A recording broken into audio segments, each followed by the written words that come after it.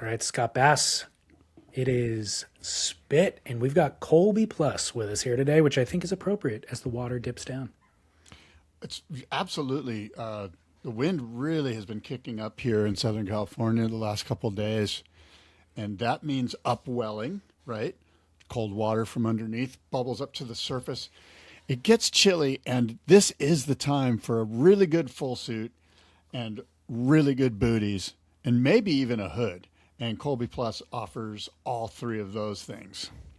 Actually, they just restocked on the hooded 5.4 and the hooded 4.3. So those were out of stock for a little bit, but back in stock now if you did want to grab the hood as well. And just to give listeners an idea, look, we don't often talk about pricing, but you can get yourself a 3.2 for Yamamoto rubber wetsuit for under $300. Heck yeah. Are you kidding me? That's crazy. Ridiculous. I mean, I'm buying two of them. I was paying $300 for wetsuits 20 years ago. Literally 20 years ago, and they were nowhere near as good as they are now. They're literally 5 times better now. Anyways, I just looked on their website. The most recent review of that exact wetsuit, the 3.2 chest zip, was just written, I think, yesterday, and it said, "True magic. A friend recommended Colby Plus wetsuits, so I bought one. It arrived last night. I paddled out this morning at pre-dawn, 62-degree waves in North County, San Diego.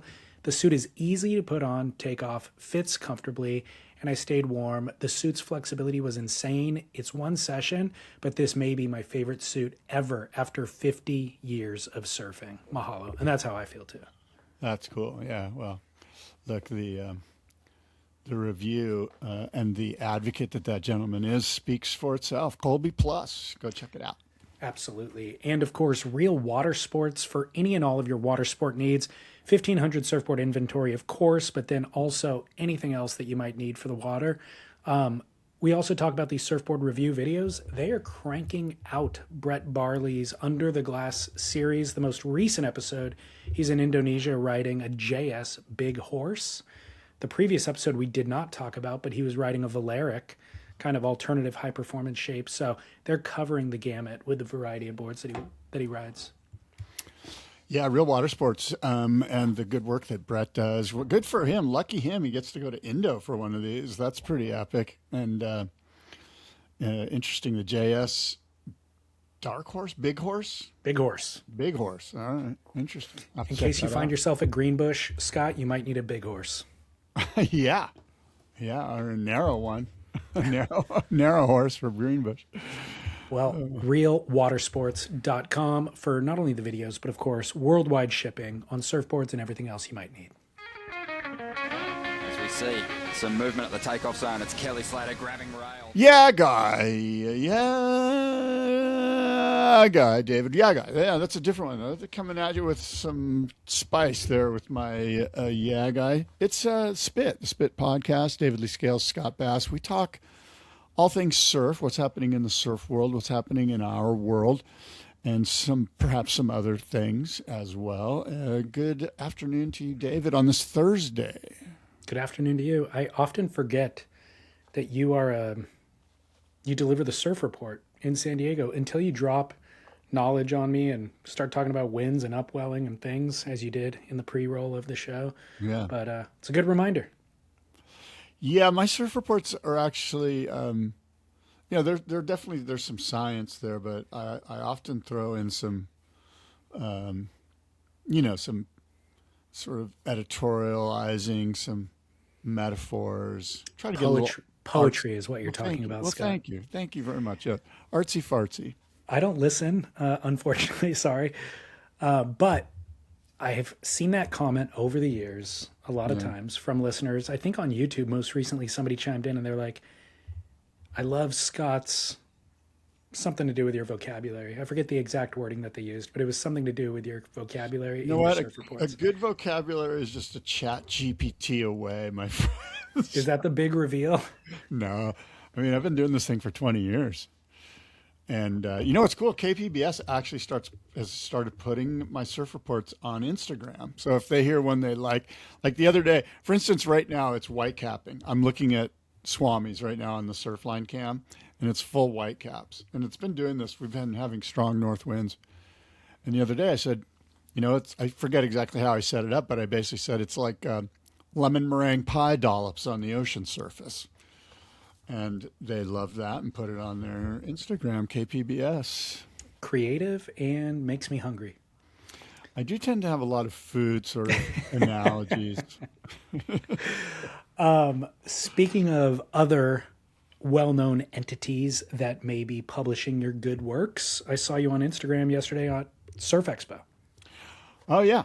Yeah, that was fun. So I was at Surf Expo. I interviewed Shaun Tomson and Peter Drouyn for the 50th anniversary of International Professional Surfing. It started in 1976.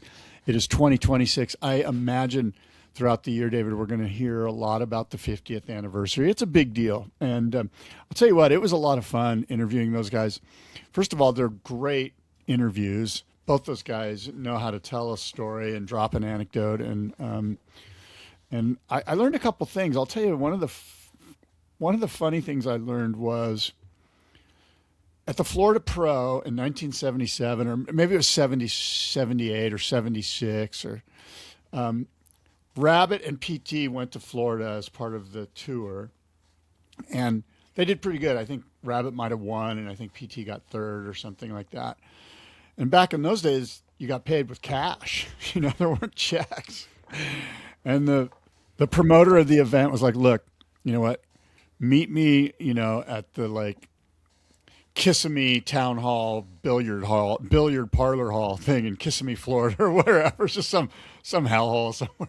No offense to Kissimmee, but and they're like, all right, and the guy's like, that's where I'll bring your cash, and he's like, they're like, okay. So Rabbit and PT, these two Aussies from the Gold Coast, and they're in Florida, and they're at this thing, and the guy shows up, and he's got an aluminum briefcase, right? And they're like, oh, okay.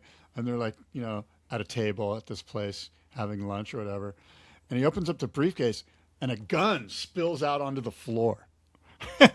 And Rabbit and PT are like, whoa, they don't know this guy. And he scampers onto the floor and picks up the gun and puts it back in the briefcase, and then hands them their wads of cash. And, to have PT tell the story, it was pretty funny. Because I was asking him, I was like, what was it like being a pro surfer? What were these events like? Give me some stories. And that was one of them that I thought was kind of funny. Wow. So he gave them their money. He wasn't there to the whole setup sounded like he was setting them up for something. And the fact that the gun arrives on the scene really solidified that thought. But it's amazing that he actually just delivered the money and. Yeah, I think he was just a guy that had a gun in his aluminum briefcase, because who knows where that cash came from in 1977 in Florida, He was probably, who knows, whaling all sorts of product. Forget about where it's coming from. Just carrying that amount of cash is why you carry a gun back in those days in Kissimmee, Florida. Yeah, probably. Crazy. What else did I learn? Oh, Peter Drouyn. So Shaun went on a pretty good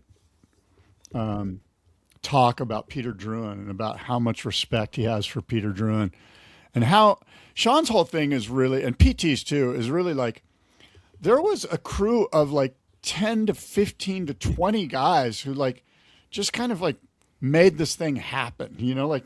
They all they were young enough and perhaps naive enough to just kind of put it all on the line because they had nothing else to lose. And he really spoke highly, of course, of Rabbit. To him, Rabbit was the guy that basically said, mate, I'm going to be a pro surfer, And Shaun was like, there's no such thing as a pro surfer. What do you mean? I'm going to law school, or whatever. And Rabbit's like, nope, I'm going to be a pro surfer. And so they kind of just manifested it. There's something to be said about dreaming. I was on the plane going over there, and I met this kid, Diego, and really great kid, surfer, 21 years old, blah, blah, blah. And he was reading some stories. We were talking about books he was reading. And when we got off the plane, I go, hey, man, I'm sure you've got some dreams. And he goes, yeah. And I go, you know what? Double them. Whatever your dreams are, double them. Because your dreams are going to come true, man. And if you double them, they're going to be that much better. So double your dreams. And I point that out because I feel like that's kind of what all these guys did. They just sort of they dreamt that there was going to be pro surfing the way there was Formula One professional athletes, the way there was tennis, professional athletes in tennis. And they made it happen. But getting back to Peter Drouyn, this is fascinating to me. Peter Drouyn, he started the Stubbies of Burley Heads in 1977. So they had the 76 Gypsy Tour, and in that year they stitched together all the points and the last 4 events in Hawaii, and they made Peter Townend the first world champion in 1976. But 77 was really the first full year where they're like, we're actually doing this thing, like this is happening. So all the Hawaiians, everyone, they all flew to Australia for the very first event, which was this man-on-man event at Burley Heads in 1977. The waves were pumping. And Peter Drouyn, this is his whole thing. He came up with this concept of man-on-man heats in international competition. And in fact, it was the first man-on-man in international competition. Granted, you and I both know there was man-on-man heats in Florida prior, but it wasn't international. So this thing goes off like gangbusters. Michael Peterson wins it. It's like the entire Burley Heads Point headland was just covered with people, just and it was like beautiful weather, bikinis, the whole thing. It was like you couldn't have planned it better. And Peter Drouyn's like kind of enamored with what he's put on here. And so he just goes, you know what? I'm going to sign up for this tour. So, and Peter Drouyn at this time is probably, I think he's probably 32. We should look it up, how old he was in 1977. But Peter Drouyn came in second in 1967 to Nat Young. So in 1977, he must have been 30 in his mid-30s.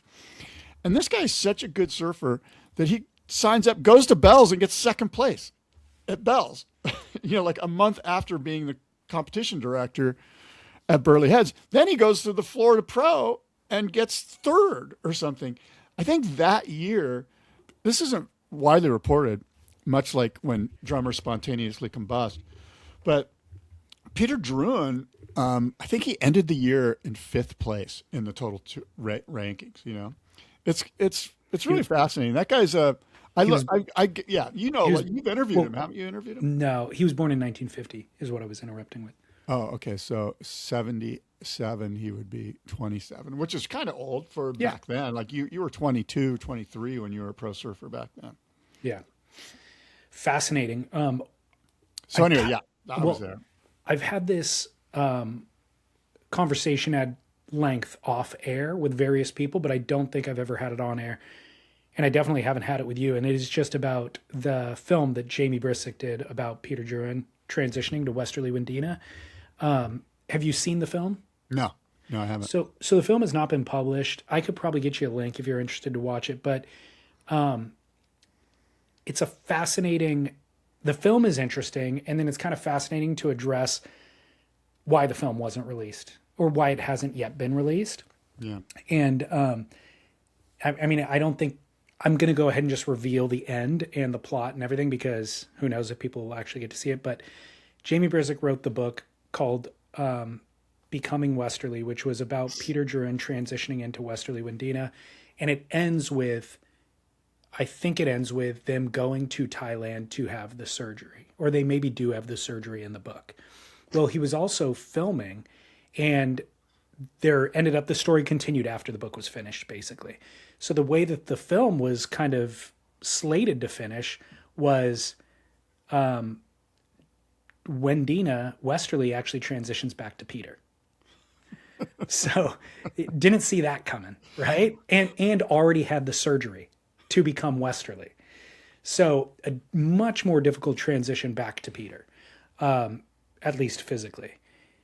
So Jamie goes back to Australia, gets more footage, kind of does that whole final third act another third act, and then edits the thing, puts it together. But really it became, the cultural conversation in our society had shifted so much during that time too, that it was like, okay, now we need, a trans expert to come in and operate as a talking head to kind of add context to help people understand what the psychological ramifications are for somebody going through this.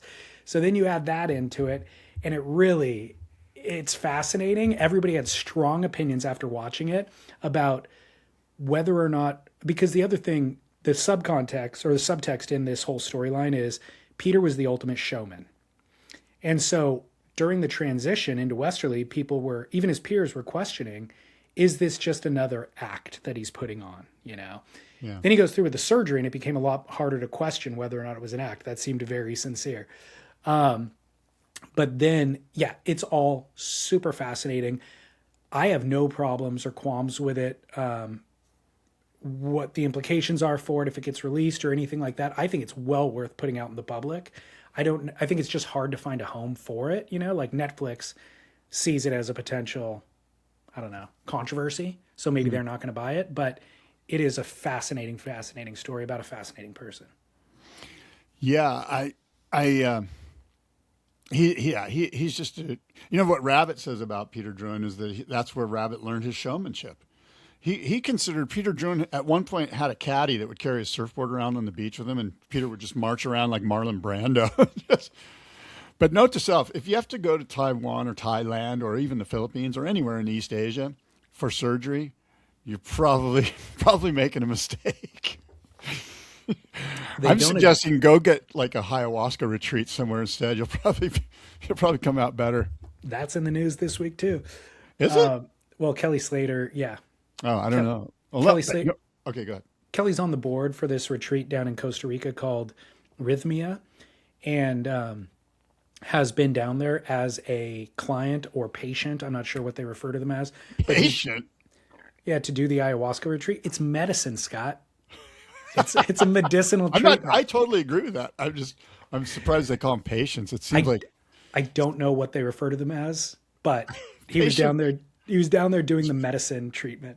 We've got to come up with a name. Patient seems very clinical. It seems like it should be more like a guest or I don't. What are you when you go to a spa for a treatment?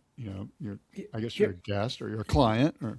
You're definitely a guest. I think they're actually trying to make it sound clinical. They're trying to make it sound medicinal. I don't know though. I'm putting all this on them. Right. Anyways, he's been down there. He's done the ayahuasca. He did a testimonial video for them probably 8 years ago, but he also has been on the board. And so the part that's in the news this week is they just released they put out a press release touting their success rate, quote unquote, from their, guests/patients who report 98% improvement in their life. So basically the news story is, wow, these people are advertising a 98% success rate for this $5,000 ayahuasca treatment. Well, I've never done ayahuasca, but I've been listening to this incredible podcast, or it's actually a lecture with Alan Watts, and he gives it in 1967, and it's about drugs and his involvement with drugs.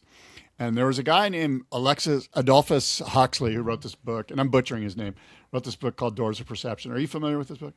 Very famous, like hippie book. Your parents probably have it. I bet your parents have it. Yes, I'm also familiar with him. Aldous Huxley? Huxley. Aldous. So he's buddies with Alan Watts. And the powers that be in the U.S. government, or somebody gets a hold of him and Alan Watts and goes, look, you guys are smart, you're authors, you're well-read, you're universally respected, you're philosophers, whatever. Will you take these drugs and report back to us? We give drugs to these guys. They can't even write what their experience was all about. Please write about your experience. So Doors of Perception was Huxley's book about his experience with mescaline.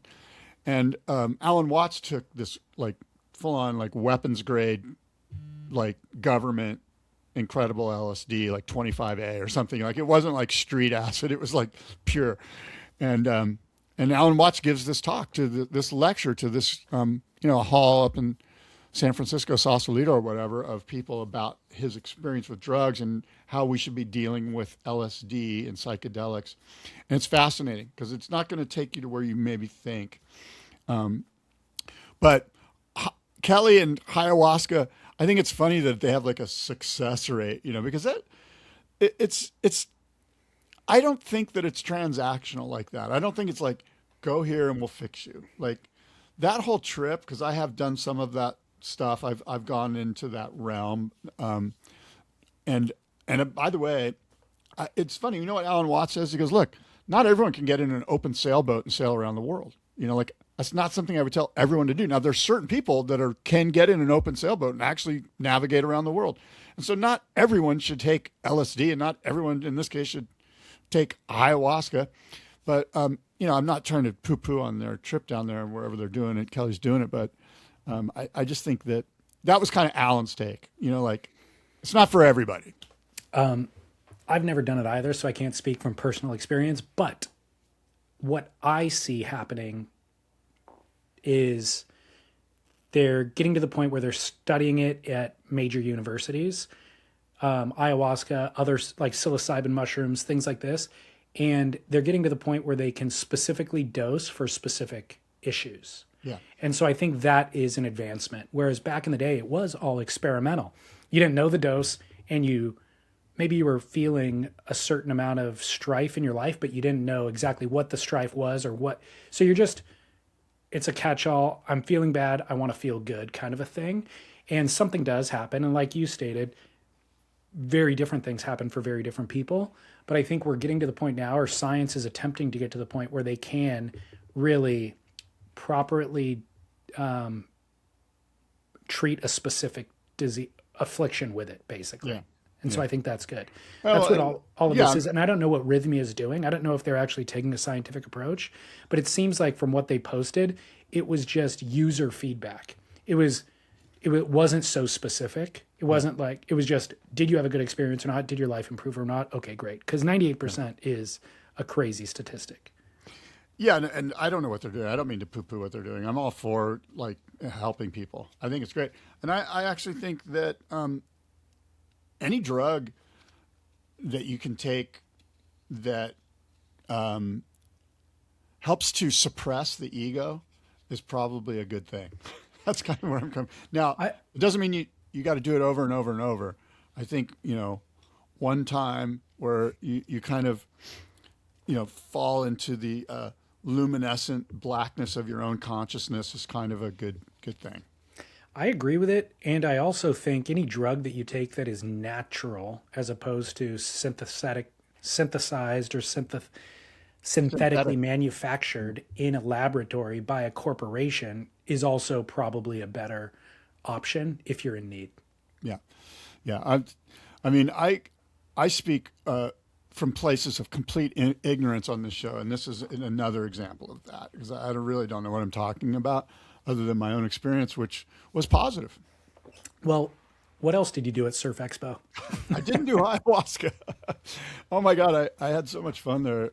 I ran into quite a few fun friends. I ran into Devin Howard, and I ran into Timmy Patterson and Matt Biolas and Dan Mann and Ricky Carroll, and I saw Wayne Rich, and I saw a bunch of people. I'm sure but I was there to do that interview, and it was fun. It was a good time. And how's the turnout as compared to previous years? You know what? It seemed pretty good. When I got there, I had to get in line. I got in quite a long line to get my badge, which was a good sign.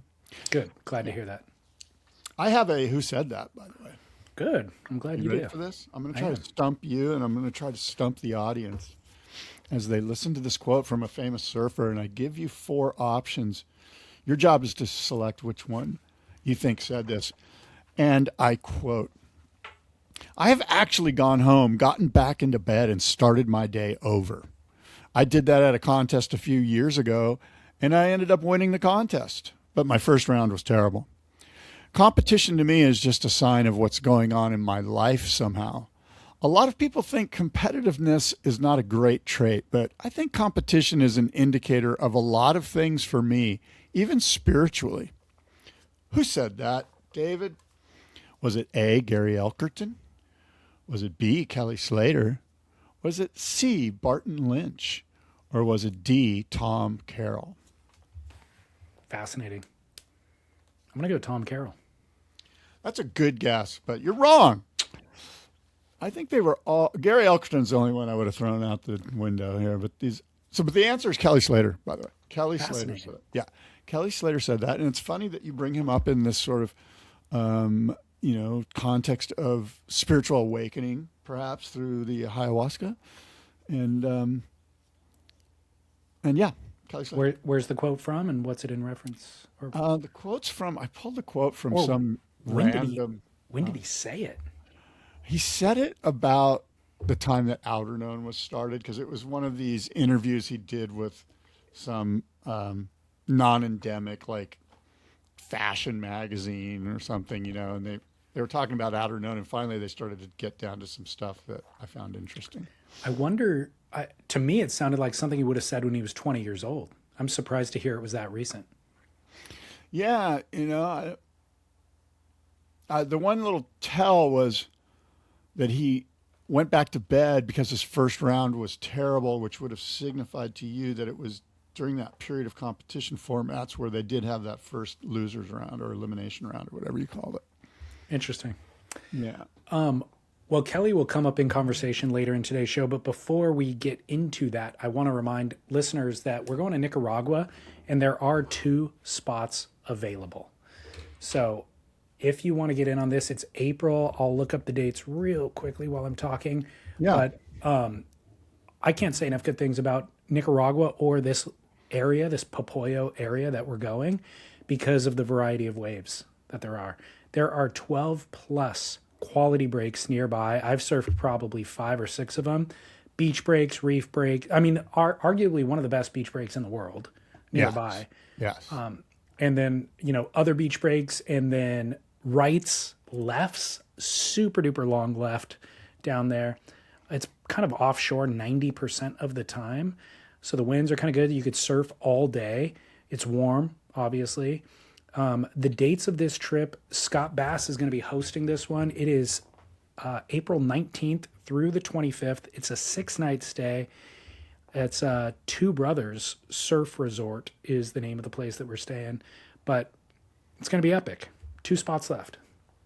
Yeah, let's surf together. Let's go surf together, which is funny because my friends are always like, hey, let's go surfing. I'm like, nah, I'll see you out there. I'll see you in the water. I know, me too. I never surf with anybody. Although, but I'm looking forward to seeing everybody and hosting the crew, and it'll be fun. I mean, that may be true at home, but you got to admit, on these trips, friendships have developed that we've maintained for years now. For sure. So it's been fantastic. And the other thing is the group, the entire group from these trips end up becoming buddies as well. Like the group chat is still going in WhatsApp from the very first trip we did. Our friend Alex is he and I are like big Charger fans, so and then Alejandro, I chat and text with Alejandro. I even see Alejandro around town because he's here in San Diego, and Greg, our friend Greg from Texas, who now lives in Carlsbad or Oceanside, and many others. Rick's always sending me very nicely, sends me Neil Young stuff, and cool. Yeah, it's kind of amazing, the community that's developed from these. I mean, obviously the community's existed for a decade here related to the podcast, but getting to spend a week surfing and deepen the relationships is also at the epic boardroom show. I know. We saw it's Cara, right? Cara, a whole bunch of people came to the boardroom show. But Cara was there. And who's the other big gentleman that's a goofy foot? Garrett. Yes. Yeah, Garrett came down from the Central Coast. Brian, too, who's riding the soft top on a lot of those sessions. Oh, yeah. Brian's the best. Brian's a neighbor. He lives right here. Brian's wonderful. So he came to the boardroom show as well. So Mike from Weekend Vans, obviously, has become a regular player. So we love this stuff. We love to spend time with you guys. So April 19th through April 25th, 6-night stay, Nicaragua. Come surf your heart out. The water will be warm. And you can either email me, hello@surfsplendorpodcast.com. I'll send you more details. Or Chris at waterwaystravel.com is the guy who I'll ultimately connect you with. So you can go direct through Waterways Travel. And if you can't make that trip, but you do plan on surf travel, Waterways is the expert in the ultimate surf concierge. So go to waterwaystravel.com no matter what. I wonder if Chris from Waterways has any insight on foiling down there. I wonder what the foiling situation is down in Nicaragua. Although I sense that in April it's going to be pumping. I can guarantee he will have that insight for you. But yeah, that's up to you. Well, I said Kelly Slater features prominently in this episode, only insofar as he is the test pilot for Stab in the Dark. Okay, yes, right. Oh, my God. So yesterday you texted me and you're like, hey, make sure you watch Stab in the Dark before we record tomorrow. And I'm like, did you get a sneak peek at it? Because it doesn't air until the 13th. Yeah, so I got a sneak peek. I thought Sam might have sent you one too. I just assumed he sent me one. And, man, let me tell you. First of all, he said, look, don't, he doesn't want me to let the what's the genie? What was Cat it? out of the bag. Yeah, cat out of the bag or genie out of the bottle. But yeah, so I guess it's not news that it's Kelly Slater, right? Because you just said it. No, that's been known. Oh, that's been known. Okay. So is this episode is so entertaining. I found this episode just completely entertaining, which is why I called you. I was like, I wanted to talk to you right now. I gave you an actual phone call yesterday. But it's just really interesting. It kind of puts you like fly on the wall with these. So they bring out the shapers that are involved in it. I won't say who they are. Well, they put out See, I don't know what they've already announced. So yesterday they put out a teaser on Instagram and on their website, and I got to say the art direction and the brand packaging for this series is epic. It's black and white. They got the shapers to come down. Like, it looks like they said dress up for the occasion. We're gonna do a proper photo shoot and everything. I will spill the beans and say Britt Merrick wins the fashion contest if they were gonna give awards to that. But yeah, it's Biolis, it's Pizel, it's Marcio, it's DHT, it's Britt Merrick. These are all former winners, I believe, is the concept. And then there's a sixth who they do not reveal in the teaser, but maybe they do in episode 1. Well, they do reveal, and I'm not going to say who it is, but so there are 6 surfboards that Kelly's going to ride in this series, and there's a lot of interesting stuff about how they, the difficulties and some of the business hurdles that they had to overcome to get Kelly involved, and really the meat of the potatoes of this episode are these shapers together, and they start out congenial and happy and friendly, and then there's some alcohol gets involved, and it gets just really fun. It doesn't get bad, it just gets like fun and way looser, and some funny stuff happens, and you really get to see these gentlemen before they're drunk. You get to see more about their personalities as they're interacting with each other. You can see how they, if you didn't already know, many of us know these people, but, and then, they, like I said, they get a little loosey goosey, and then, it's just a wonderful episode. They look at each board, they try to determine, they ask, no one knows who's who. And they kind of rip each other apart. Like, oh, like, why'd you do this? And why is this board even in this thing? Like a lot of fun banter. And so I found it very entertaining. I'm kind of in that space with these shapers, so I enjoy it. And well, I don't know. I hope I'm not overselling it. I just thought it was really, really entertaining, and I think you're going to be really pleased. Sam did not send it to me, but he did tell me that the final episode they all do ayahuasca together. So no way. Are you kidding me? That would be insane. I am kidding. That's a good joke. That's very good. Start with alcohol, end with ayahuasca. Why do they reveal, just from looking at the photos of the 6 boards, do they reveal why one of them is a swallowtail? No, I just think that's what the shaper decided to do. I think he just decided to make a swallowtail. It's no big part of the episode or anything.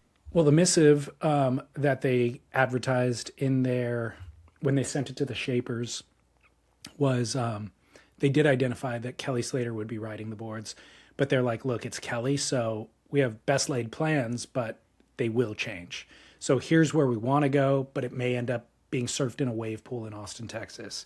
And they're like, and if the whole thing falls through, we'll give you the board back, because it's that much kind of in flux with Kelly. So can you reveal where they surfed in episode 1, or did they get good surf? I'm not going to reveal any of that. Okay. Sam asked me not to, and I'm not going to. I'm just going to say that I found it to be highly entertaining and informative and engaging. And in many ways, the guys behind the scenes, the edit, the artwork, the guys that are in the edit meetings that are formulating this thing have done a really good job of baiting the hook. Yeah. So to And speak. I had the same exact thought with this the marketing that's going out in advance, was I'm like, man, I'm always taking cues as well. Like, we're producing content every week. I'm lucky if we even get out marketing after the fact to advertise that the episode is out in the public. Like the fact that they've got this all so well organized and planned that they get this level of marketing in advance to advertise it is impressive. They've done a really, really great job with the packaging. My other question, maybe you'd feel comfortable answering this one. How many of those surfboards have you already ordered based on episode 1? I can't ride any of those boards, but I will say that I was talking at length with Matt Biolos yesterday about a board for Indo, having him make me a board for Indo, but we'll see what happens. We didn't commit to anything, but I looked over all of his boards with him, and because Matt's like me, he's like basically my age, he's basically my size, he's basically my surf level. So it's kind of a perfect situation, where I can just go, what would you ride? You make me that, you know what I mean? Like it's kind of, we're kind of in the same wheelhouse. So I have a question then. I mentioned these are all previous Stab in the Dark winners. These shapers are. Is it any coincidence that they're all in their 50s? No, I just think that's, you put in 20 years, 25, 30 years of hard grinding, and you end up as one of the top shapers in the world. That's kind of what, not that there aren't other great top shapers that just aren't in this sort of niche that these guys are in, which is this high performance world tour, international surfing, competitive niche that they're in. But no, they're just, name me a 20-year-old that deserves to be in there, and that's I'll add some tequila and I'll show you a fist fight. No, that was my thought too, is I'm like, I think it's not a coincidence that decades of experience lead to these type of results. And not only winning Stab in the Dark, but all of them, other than Britt Merrick, have world titles on their boards. Like Biolos just got his first male world title with Yago Dora, but Chris Amore's won on his boards in the past. Paizel's got John. Marcio's got Felipe winning events or titles on his boards. DHD had Mick Fanning and Stephanie Gilmore. And then, of course, Britt Merrick's father has 20-plus world titles won on those boards, which is in Britt's DNA. So, yeah, the results are in the age. All of this is discussed at length amongst them, all of these things that you bring up here. And it's really quite interesting. And Britt has, and I'm not going to say anything further on this other than Britt has a really, really fascinating take on that, what you just said. And you have to tune in to get what it is. But I thought it was really interesting. Well, look, Sam's job of baiting the hook was successful. He got you to watch it, and here we are talking about it, hyping it for 20 minutes before the episode's even aired. So well done. Well played. And I will say this, too. The very last, I guess you could call it sequence, or the very last moment of this episode is really awesome. I found it to be really awesome, and maybe we can talk about it next week. Can't wait. The 13th is when it airs, so that will be on Tuesday, which, yeah, we should be able to. I will say, based on Stab's last episode of how surfers get paid, that inspired me to order a surfboard for our Nicaragua trip from Matt Parker at Album Surfboards because of him talking about his business practices. I'm such a huge fan, and I ran into Victor Bernardo at Surf Expo, and I was asking him about his albums, and I envy you that you're getting one. I think that's cool, and I would, I've got, I've just got too many friggin' surfboards, but I've always been a fan of Matt Parker's, and I just like the way he handles himself. He's kind of a classy guy. Totally. And I've had a good relationship with him forever. I'm a big fan as well, but I only order maybe 2 surfboards a year. One for sure, maybe 2. And so I'm communicating and dealing with shapers way more frequently, that I can't order boards from everybody who I know and love, and I can't order all the boards that I want to order. And so I actually started eyeing this particular model. It's called a free wing. because it's Jack Freestone's model. It was right after Jack Freestone got off tour. And, you know, as you do, I want to ride something other than just a pointy thruster. But it still comes from that DNA. So it is a thruster and it is high performance, but it's just got a little bit more volume in it. It's just a little bit different. So I first started eyeing this and envying it 3 years ago, I think, 4 years ago. And it's been on my radar ever since. I just don't think I've bought a thruster in 3 or 4 years. Yeah. But because of Nicaragua on the books, I'm like, I do want a thruster for that, but I don't want just a standard thruster. And that was the first thing I thought of. And then I watched him in that, and I'm like, you know what? I need to buy one. And I've ridden a couple of different albums. He's given me loaners in the past, but I actually bought a high performance shortboard from him probably 8 years ago for Costa Rica. And that thing was my favorite high performance shortboard I've ridden in a long time. I loved that board. And I really put it through its paces and like wore it out. So it's full of kind of heel dents now. And I just haven't ridden it in a very long time. Yeah. But my track record with the albums is fantastic. So I'm super psyched. Yeah. No, it's funny. I'm like you. I was riding one of my stashed go-to boards that I've had for 3 or 4 or 5 years, and I was like, maybe I should take this to Nicaragua.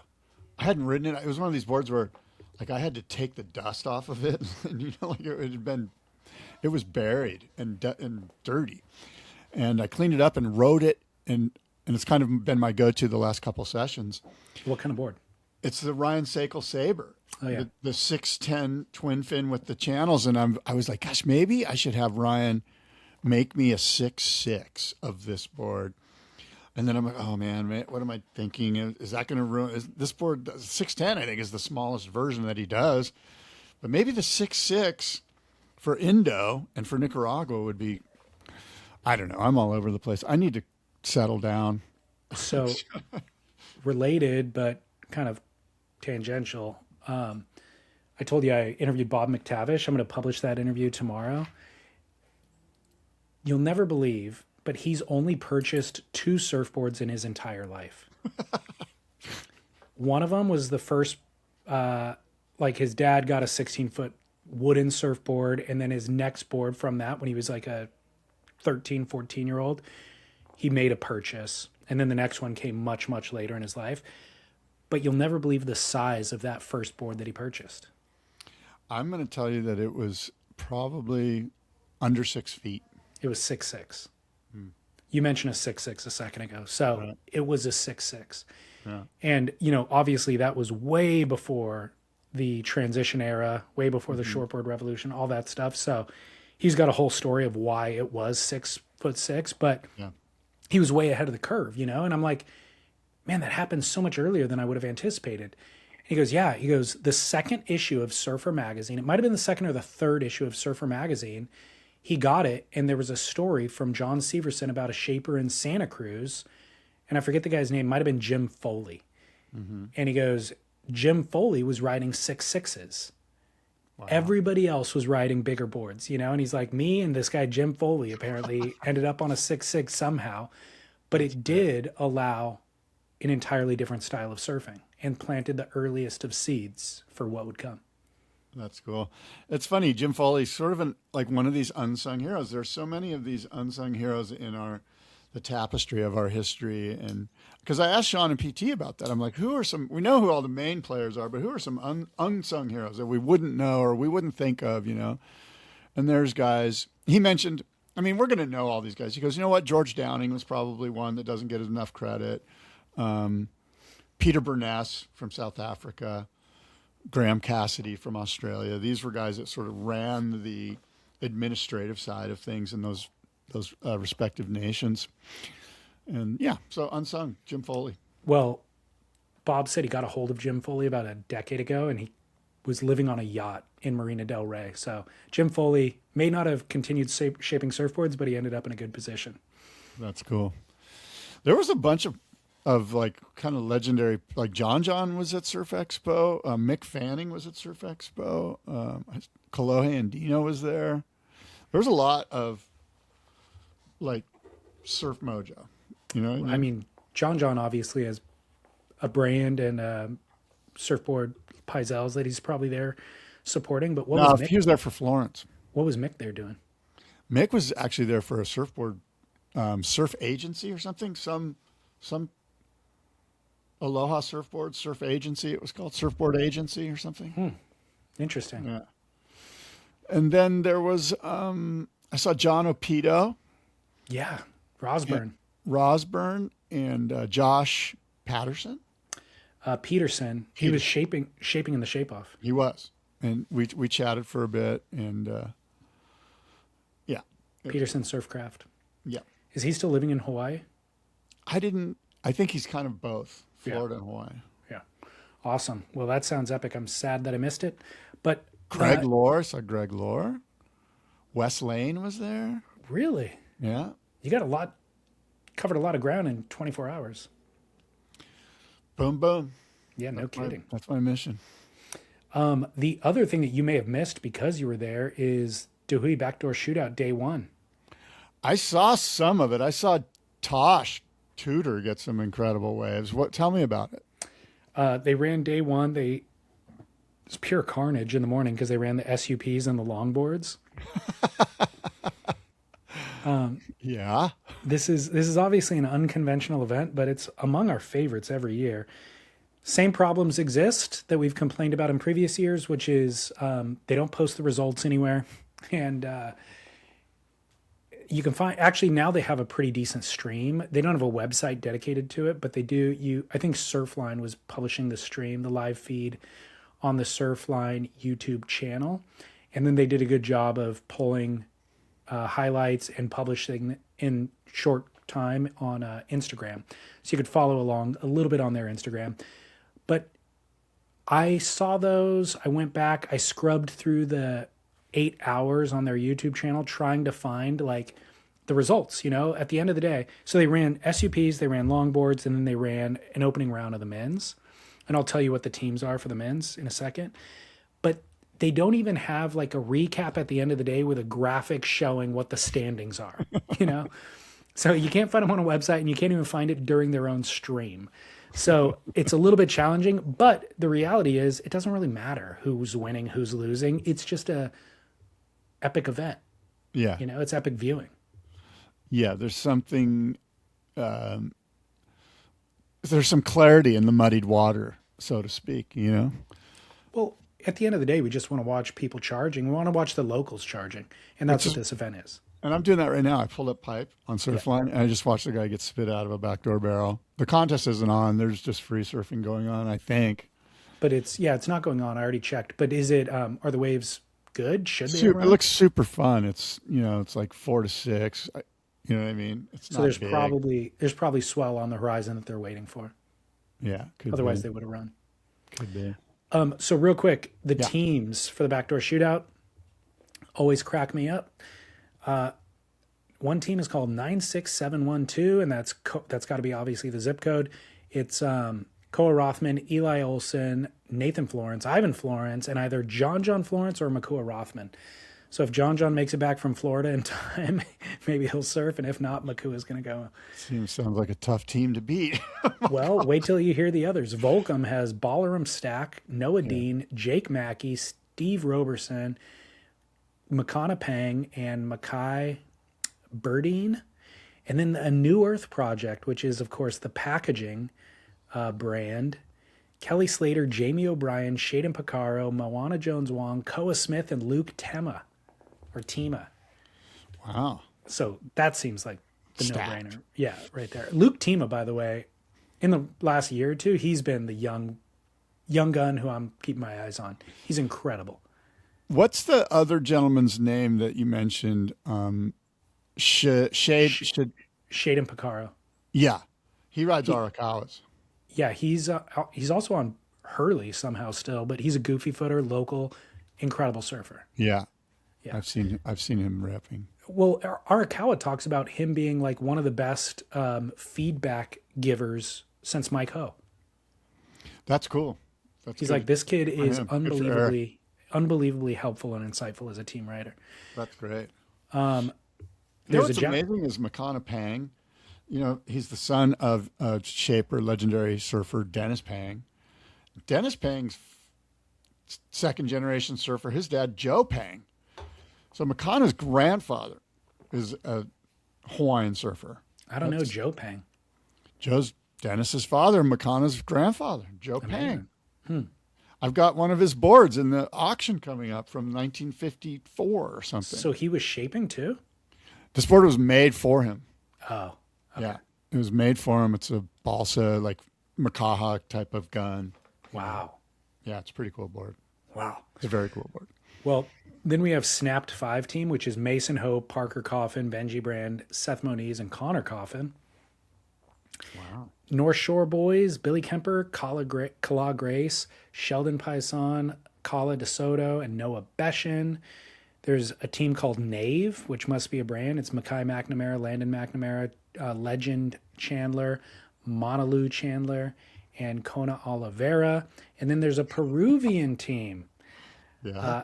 Alivero, Malpartida, Alfonso Correa, Joaquin del Castillo, Cristobal del Col, Gabriel Villaron, Bastian Pierce, and Noah del Col, which must be Cristobal's brother. So pretty stacked. You know what boards those guys are riding? I do know. Give us that gentleman's name. I'm working on it. He was at the boardroom show. He was one of us shapers at the boardroom. Climax, Rudolfo Klima. Yes, Rodolfo Klima makes a lot of those Peruvian guys' boards. Yeah, Rudolfo's early days pioneer in Peru. So anyways, keep your eye on that. Check Surfline's YouTube channel for updates every morning if you want to see if they're running or not. Sounds good. Yeah, do you have any other notes, or I have one other thing we can... No, I'm kind of jet lagged and I've got something fresh for you. off the jet here.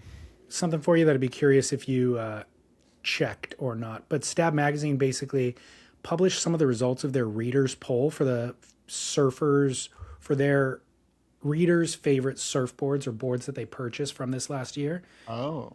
I always find it interesting just being in the board business and kind of keeping track of what people are doing. This is obviously only a survey of their readers, and it's only readers who responded to the survey. So it's a very kind of specific sample set. You know, it's not necessarily, definitely doesn't feel reflective of my surf experience, but it is worth at least surveying. Did you see it? Do you want me to read it to you? I did not see it, but I think I participated in it. Oh, you did? Okay.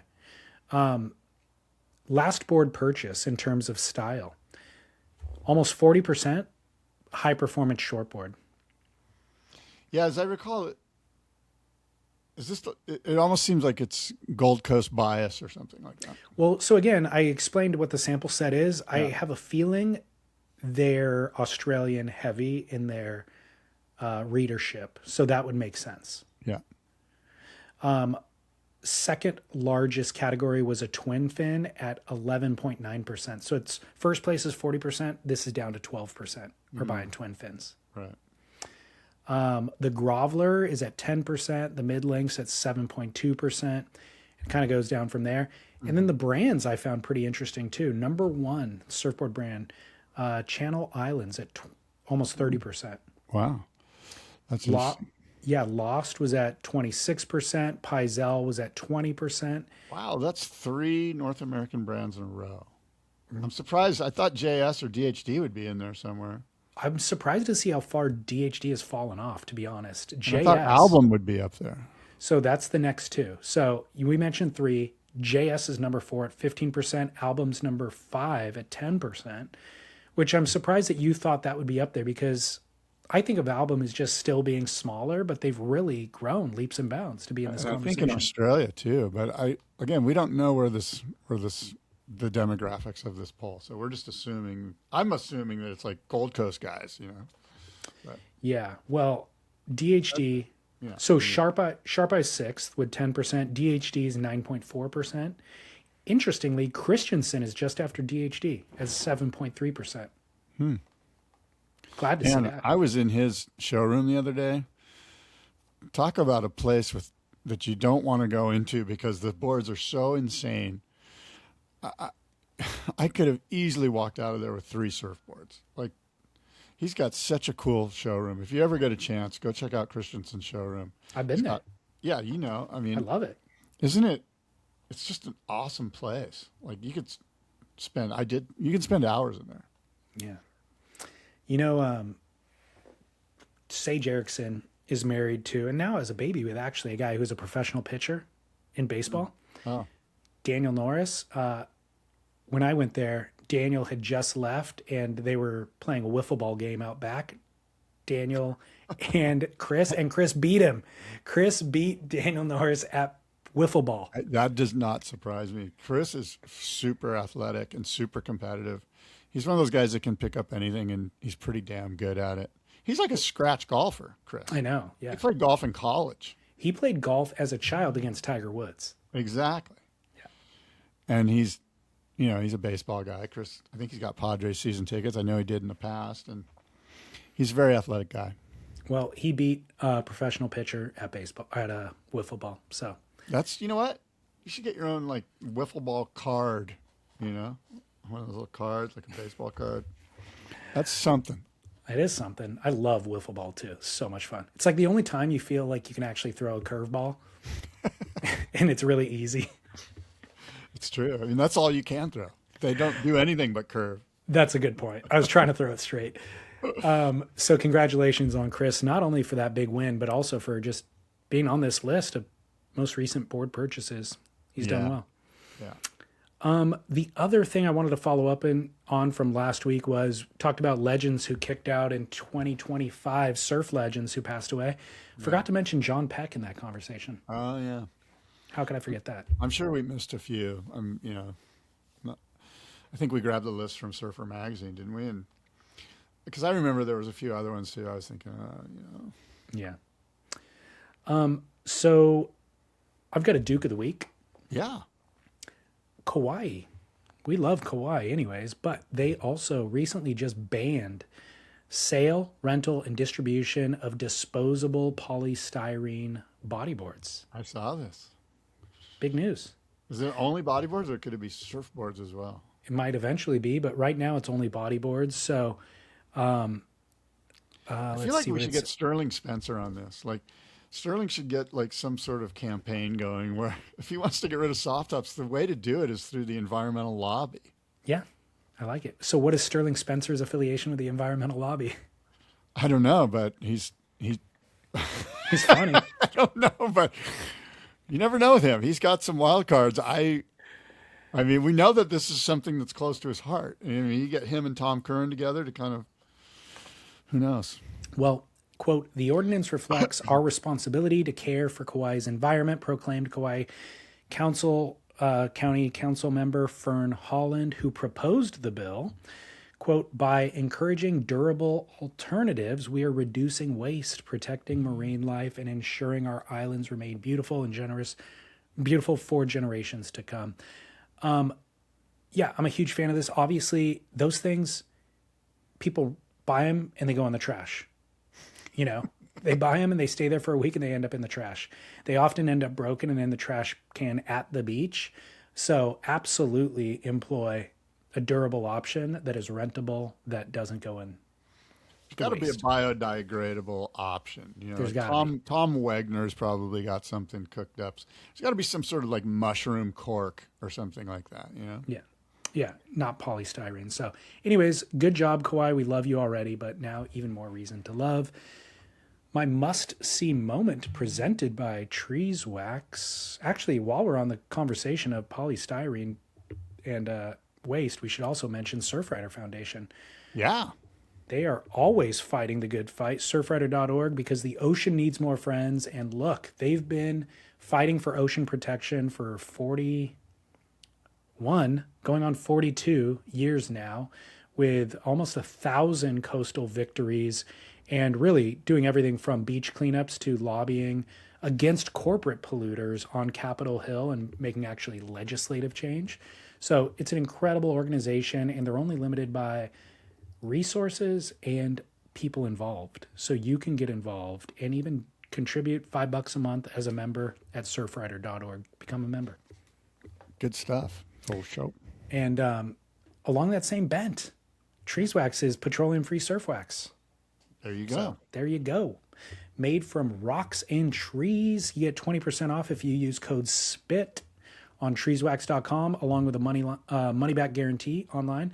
And hey, look, it's Stab Magazine once again. They provided my must-see moment because they compiled all the most spectacular waves of 2025. Oh my God, that must have been incredible. Yeah, and it's a 3-minute edit, and it's like, here's the best waves of the year. I watched it. There's some incredible rides, but guess who the most incredible ride was, or what wave it was? John Florence. No, it's one that you mentioned in Matahi recent Drole. weeks. Yeah. Matahi Drole. Matahi Drole's wave at Chopu. It was, I mean, you've said it. We covered it. At the time, we covered it weeks ago. It's unreal. And the final portion of as the wave kind of bends and he's getting spit out, he is levitating. I know. Yeah, he's like, levitating. His whole board's like up on the... Yeah. I think that there's connection with the foam ball. Like, it's touching foam ball. But for his purposes, he's weightless. And he basically gets bucked off the board. You don't see it, it doesn't look like a buck. But ultimately, the bottom drops out. The foam ball scoops underneath. He goes into weightless mode and just levitates, probably with the propulsion of the spit, and just, his feet reconnect with the board, and he rides out of the thing beautifully. But if you watch it in slow-mo, it's fully weightless levitation. Yeah, we often talk about, these great rides that we've all seen. This has got to be one of the greatest rides ever. When you think about it, it's just mean, meaty, perfect Chopu, but borderline not paddleable. He's so deep, it's ridiculous. And that's why he was 1B in my impactful surfer of the year Stab Magazine thing. It was him and Yago. I was toying. Well, it transcends 1 year. This will go down in history. Incredible stuff. And Stab also, but they published the ocean waves in one 3-minute clip, and then they did wave pool waves in a different 3-minute clip, so as not to confuse or have a conversation even on whether or not they should be mixed. I like that they separated it. I mean, there was so much action at the end of the year in Ireland. Like, there was a week of just crazy stuff. And in Nazare. Did they even put any of that in there? To my memory, they did not. Yeah.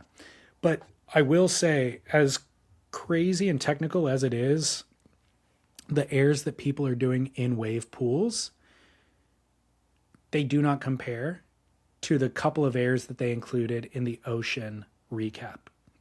It's mostly barrels, but then they do publish a couple of airs. One massive straight air that Mikey Wright does, and a couple of others. The Ivan Tanjung in Indonesia does a crazy backside air. They get so much more amplification out of ocean waves than they do out of, pool waves. So the pool waves are technical and, legitimately sick. The ocean waves are just so much gnarlier. They are. The ocean airs, I should say. So anyways, must-see moment presented by Treeswax. Thank you very much. Treeswax.com, promo code SPIT to get 20% off and money-back guarantee. Heck yeah, Treeswax. Well, David, look, we've said a lot.